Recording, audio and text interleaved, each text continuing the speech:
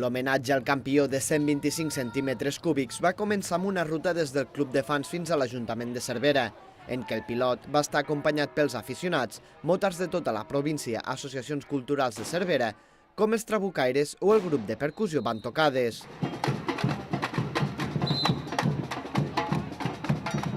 El jove Marc Márquez assegurava que es va quedar sense paraules en veure la rebuda que li havia preparat la població de Cervera i explicava que estava molt content per haver viscut la benvinguda que li va preparar el club de fans.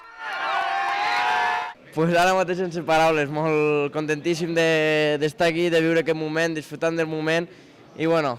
suposo que Cervera també està orgullós de mi, jo estic orgullós d'ells i ara mateix sense paraules i gaudint del moment. Mentre el pilot saludava els aficionats des de la balconada de la paeria, la Rosa Alentà, mare d'en Marc, es va mostrar emocionada i contenta per la rebuda que va tenir el seu fill a Cervera. Una rebuda que va ser sorpresa pel campió, tal i com va comentar la Roser. Molt contenta, molt contenta del recibiment que li hem fet aquí al seu poble, molt contents, bueno, ell no s'ho esperava,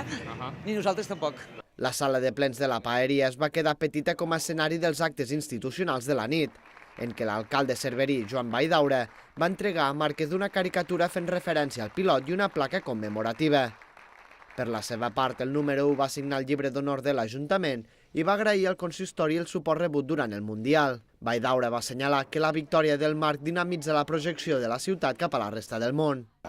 És una projecció internacional, és una projecció d'un fet positiu. De vegades la ciutat, malauradament, surt per coses negatives, doncs sortir per una cosa positiva com aquesta sempre és bo i immillorable. Un cop finalitzats els actes institucionals a l'Ajuntament, el seguici es va desplaçar fins a la plaça Pius XII, on hi havia instal·lat un gran escenari en què el pilot, la seva família, les institucions i l'equip Ayo Motorsport es van sumar a una festa fins passada la mitjanit, on no hi van faltar els castells de focs, una cançó dedicada a Márquez, un poema d'una companya de classe en nom de l'Ies Segarra i un pastís que va tallar el pilot al club de fans.